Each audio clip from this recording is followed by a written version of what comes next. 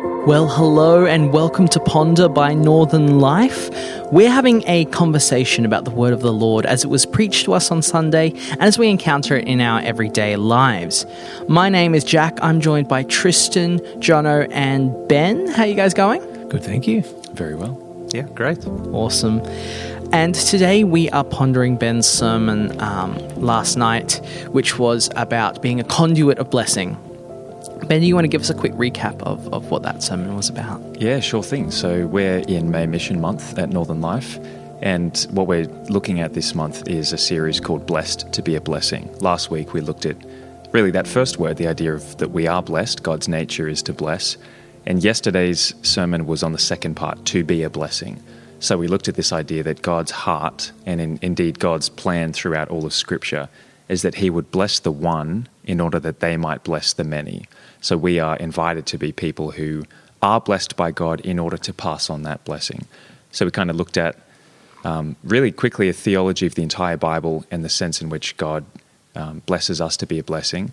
And then we looked at what that might practically look like in our lives. And we compared a river and a reservoir. A reservoir receives water and doesn't give it away, but a river receives and gives away. And so we're called to be river people, not reservoir people.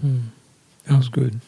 Yeah, I love that analogy of the river and reservoir. It's so it just illustrates the point so well. And Tristan, you were saying it someone said to you it reminded you of like a team prep talk, or Yeah, it felt like we were in at halftime and we were just getting this great team talk, this motivational like team talk to just go out into the field afterwards. So it was pretty cool.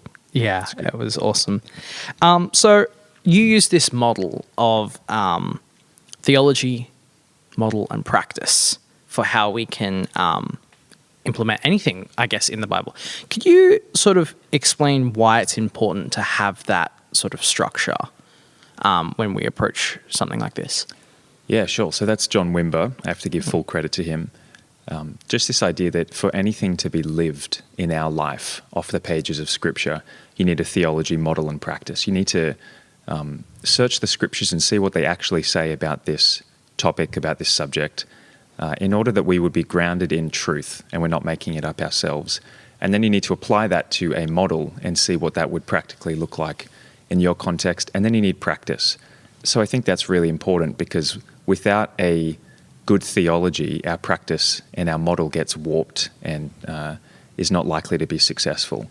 In fact, that was part of the sermon, is kind of deconstructing these false beliefs we have, which is the reason why we so often are reservoirs, not rivers.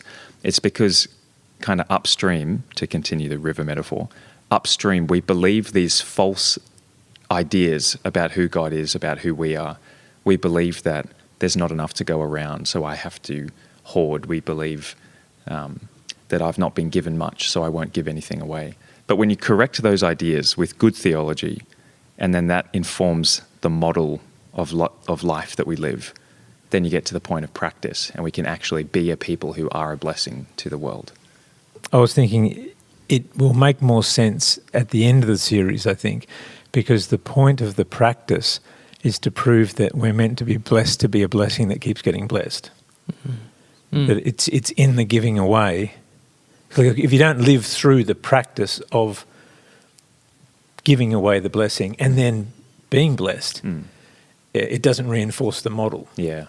But I think it's a really important thing to do it. And that's what Wimber's on about. I've not heard of that those three words, but I know Wimber, the story. It's like he's backing up his healing ministry. It's like theology is backing the model of believing for the miraculous. Go and do it, and that will reinforce the theology. Yeah, absolutely. And you kind of left off on this practice point on the sermon where you say this is where the sermon ends and the practice starts. And there was one point in the sermon where you described practice as the sort of the process of you try and try, you fail, and then you pick up again and you learn and you keep trying, Now, we talk a lot about spiritual disciplines in this church, and rightly so. But I wonder when it comes to the practice of blessing people, what does that look like? I mean, you gave the example, I think, of people blessing people with their words after the service. But in my day-to-day week, practically, what do I do to bless people, to practice blessing people? I think it's you just do it. You do it and you learn how to do it. That was sort of one of the points I made, that everything we have been given, God intends for us to give away. From something as simple as our smiling at another person, or saying hi, or dropping an encouraging word, can be such a blessing, and God can use that in his kind of providential way of changing somebody's life, where from our perspective it seems like, oh, all I did was just say hi to this person and ask how they're doing. But God desires to use me to bless that person through my words. So it's really, I think we could get up in our heads about how do we do this perfectly. God's heart is just get out there and do it. Practice. Go be a blessing.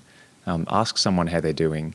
Give your life away. Give away the comfort that you have received to other people. So it's almost so obvious and practical that it's hard to even talk about, because it's just go do it. Bless the world, because we have been blessed. And bouncing off of that, we talk about having Christ in the forefront of our minds. And yes, it's not always the easiest thing to be kingdom-minded 100% of the time. We're not perfect.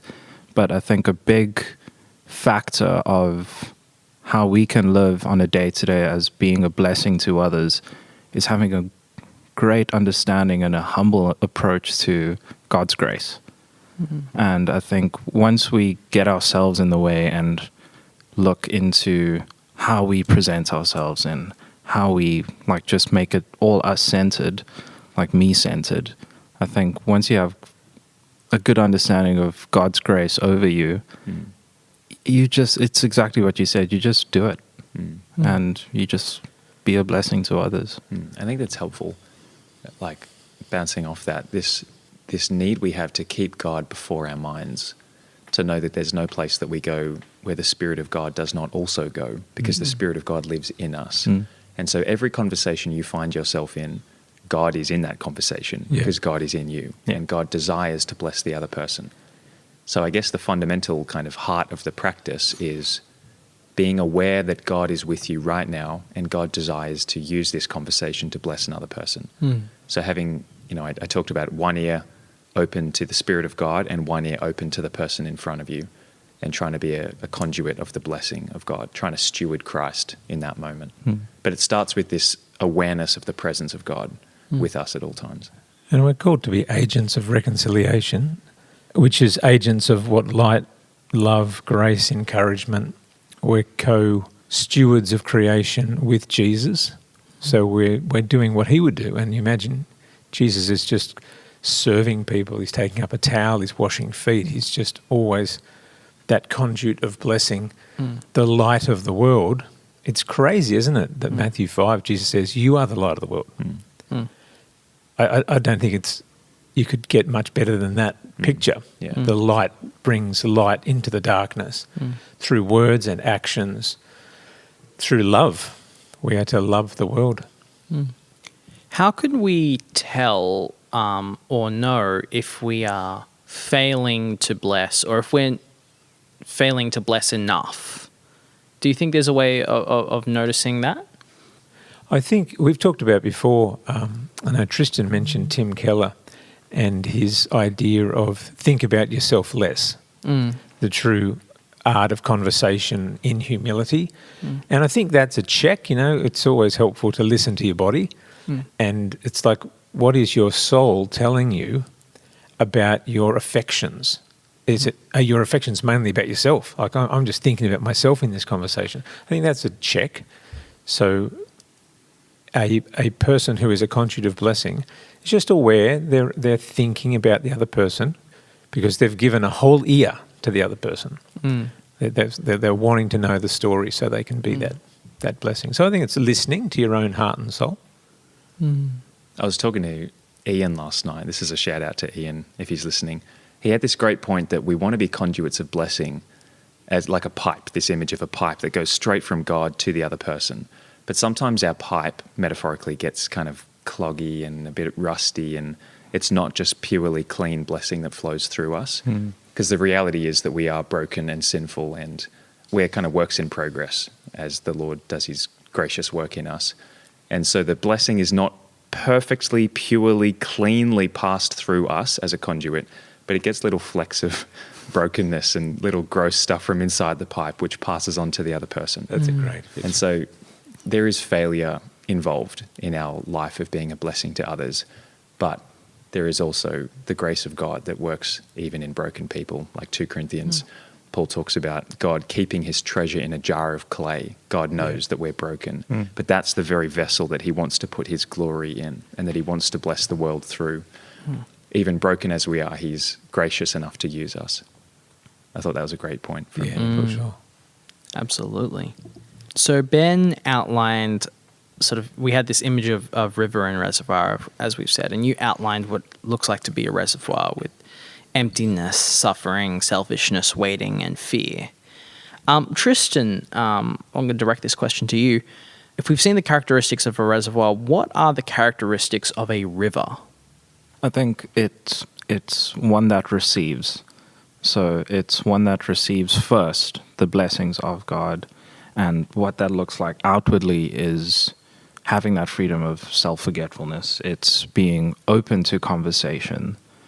And just practically what I found at youth is having a level of understanding of who you're talking to in what context, I found very helpful. So if you're talking to teenagers, they're populated with a certain sort of message and narrative. And through trial and error and lots of grace, you really press into those issues practically. Yeah, those 5 words that I spoke about, what it is to be a reservoir: selfishness, emptiness, fear, pain, and waiting. I kind of thought about what's the opposite of those 5 words. And what I came to is generosity, abundance, faith, grace, and readiness. Those kind of 5 words outline part of what it is to be a river, to be ready to give away the blessing that God has given us. And that's the difference between the Dead Sea and the Sea of Galilee. That was kind of an image which I thought was helpful. That in the Dead Sea, nothing lives. That's why it's called the Dead Sea. Only little tiny bacteria live because it receives and does not give away. In contrast, the Sea of Galilee receives the same water from the Jordan River, but it gives it away. And so the Sea of Galilee is full of life. And that's kind of this interesting idea that in the kingdom of God, you find life when you give it away. Yeah. Jesus said that the one who wants to save their life will lose it, but the one who loses their life for me and the gospel will find it. And so really the best life that we could live is the life of giving ourselves away for the sake of God and his kingdom. And in doing so, we find the life that is truly life. It's kind of this paradox of kingdom living. The problem with the Dead Sea is it's really salty. And, salty people are bitter people. They don't forgive. They've got a lack of joy, half-empty vibe about them. And I think that's where it starts. The river heart is an attitude that is really grateful for the blessing of God. And it's almost like the Sea of Galilee is like, oh, goody, thank you for some more fresh water. Look at it go. It's going down the Jordan. And, I mean, that sounds like a Sunday school lesson, but it is the essence of it, for the joy set before you.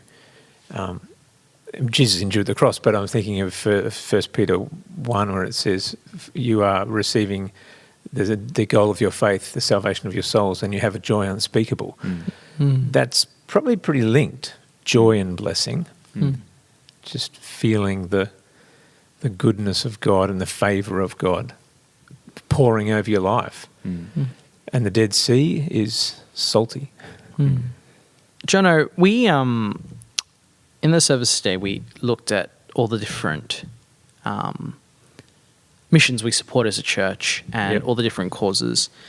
And it just sort of raised for me this question of what is a process we can use to determine how we use the blessings we are given. So God may have blessed me with financially, he may bless me in something else. I may have a range of options like we have with our various organizations that I could use that for. What's a process for us determining how we can best use that blessing? There are different approaches you can take, and I think they most obviously are between, with mission giving, do you support people or projects? It's sort of one or the other. Like it's something that's less personal, doing good work. And so we've always tried to look at different times, trying to have a balanced portfolio, as it were, of giving to issues of justice, the types of justice issues in the world that we could give to. We have budget money that's been put aside for disaster relief, to sort of a knee-jerk reaction to what is going on. And we have long-term people, and we try to have a balanced style of cross-cultural global mission work through those people. But having said all that, I've always just tried to believe that it's the with God life we're living, and if you're a leader of a church or you're the congregation of the church, you're believing the Spirit is guiding you. And so when opportunities come across your desk, you think about them in light of the fact that this could be God.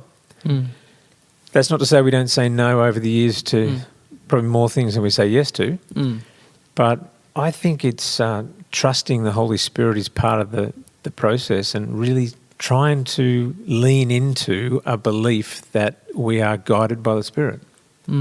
So that collectively, as a leader in the church, I try to ask people, not just on the leadership team, what do you think? What do you think God is saying to us? So I try to press that way.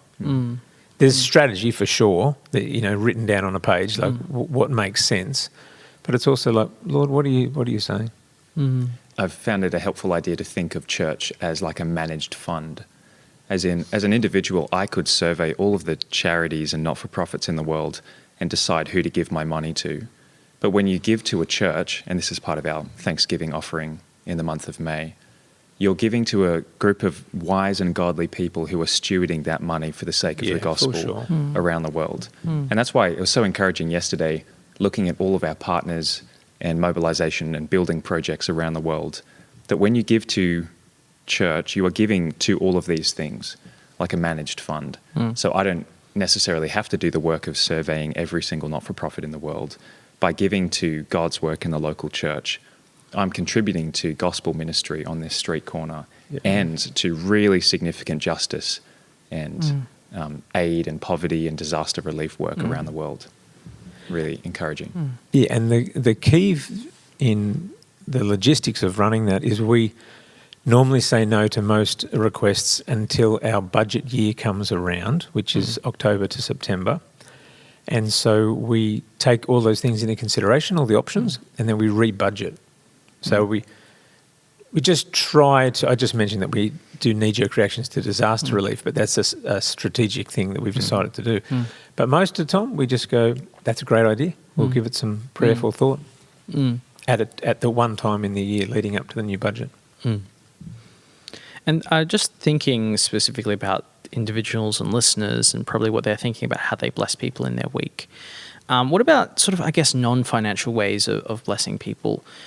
Maybe it's about how I spend my time. We talked about blessing people with our words and our conversations. Maybe I've had this conversation. I've had this situation if I'm ever up on the tech box and I come down after church and I walk into the auditorium and I see all these conversations around. And I'm like, okay, who should I invest my time in? Or how should I use my time to bless? Who should I prioritize a conversation with? How do we determine how we bless people in that way?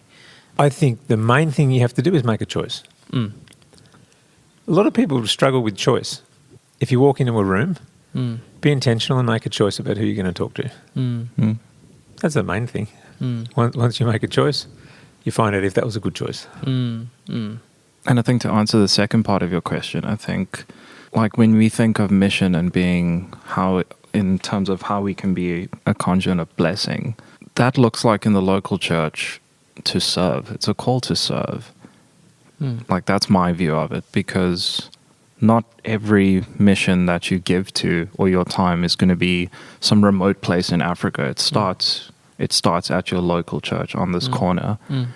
And I think that's why I said at the beginning it sounds like a little team talk, because you're really trying to to rally the local church into being a blessing to your local community first. Mm. And then once you establish that strong base, it's so much easier to go out into the world, to plant churches, to support other mission. So I think it starts here. That's your building blocks. Yeah, I think it starts right where I am. You know, should I bless that person or that person?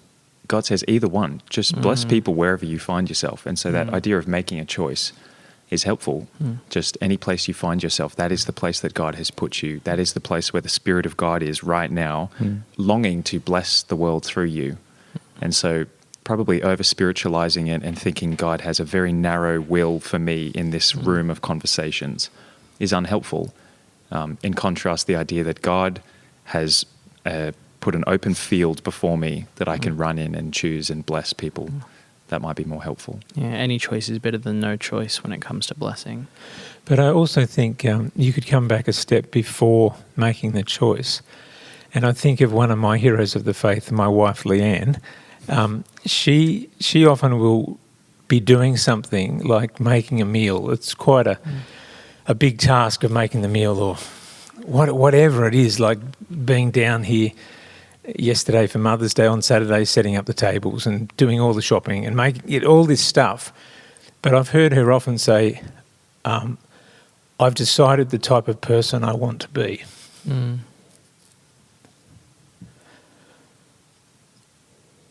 And I think that's a really helpful thing to choose, to say, I'm going to be the sort of person that does this. I'm the sort of person that makes the meal, drops it off. I'm the sort of person that makes the phone call, that does that thing that other people wouldn't do. And in fact, it's just, I'm the sort of person that picks up the towel and serves. So it's this step back from making the choice. It's sort of a self-driven, what type of person am I going to be before I turn up in the car park of the church? And then that sort of sets you up for making those choices, because it's like, I already made the decision. Amen. That's powerful, awesome. Yeah. And the scones are good. They're very good. They're really good. So let me sort of flip that question a little bit. And you touched a little bit on this in the sermon, Ben, but I just wanted to open it up for conversation.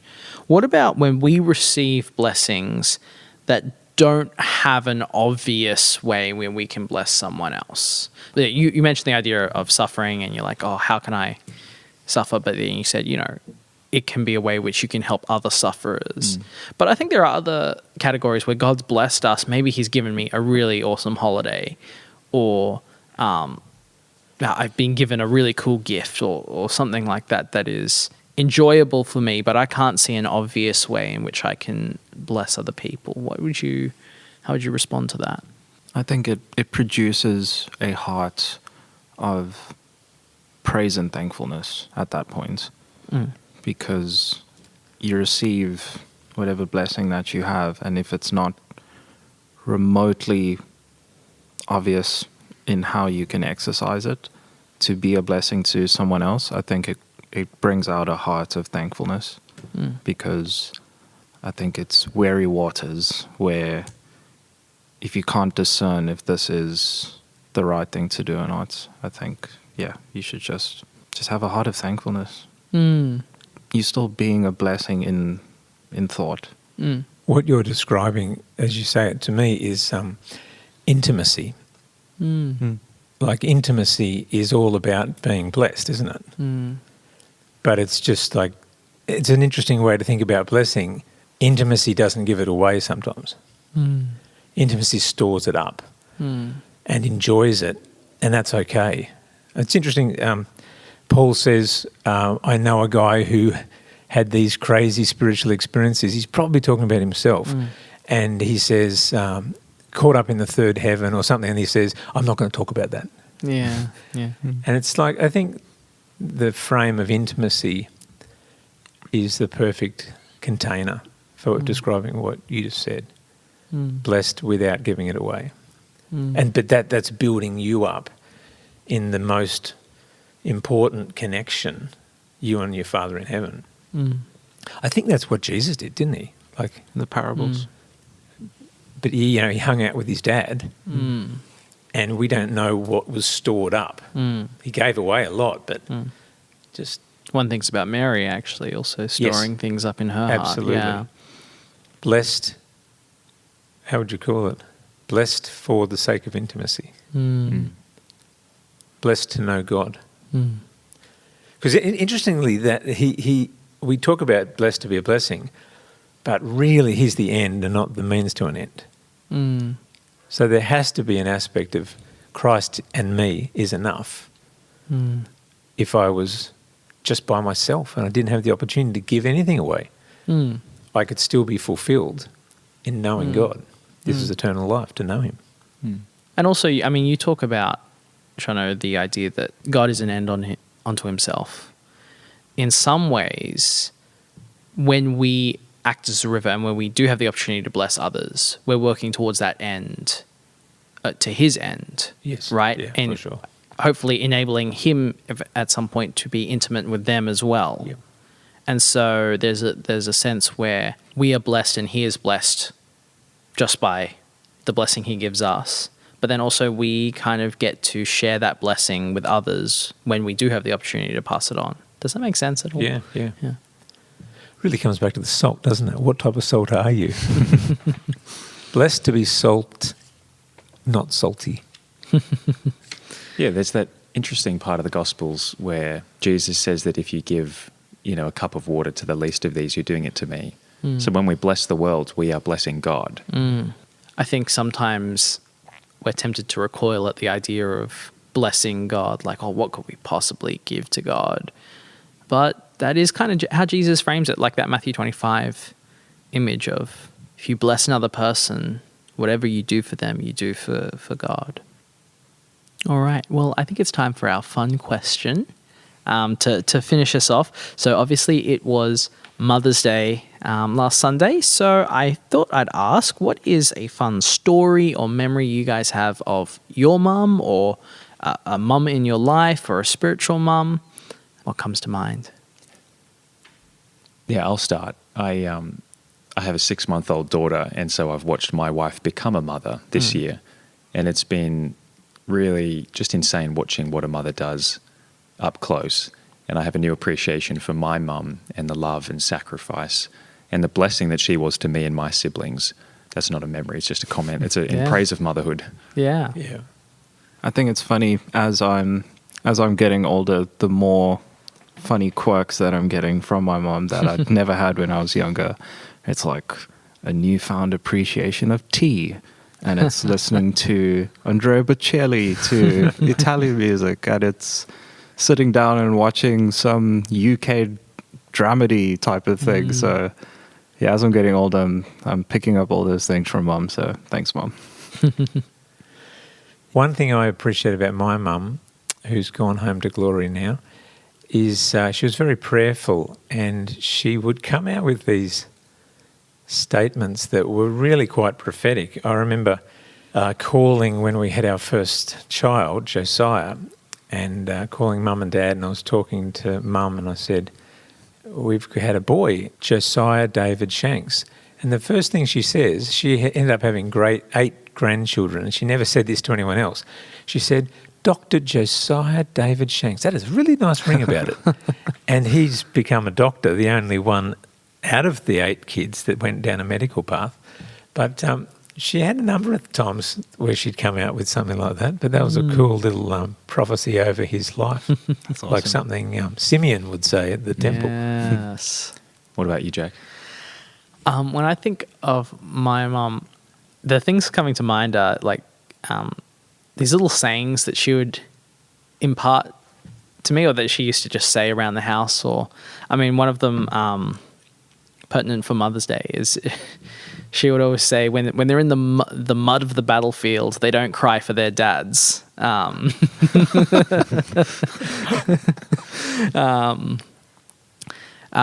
other one that I always like to think about is what's right, even if no one's doing it. And what's wrong is wrong, even if everyone's doing it. Wow.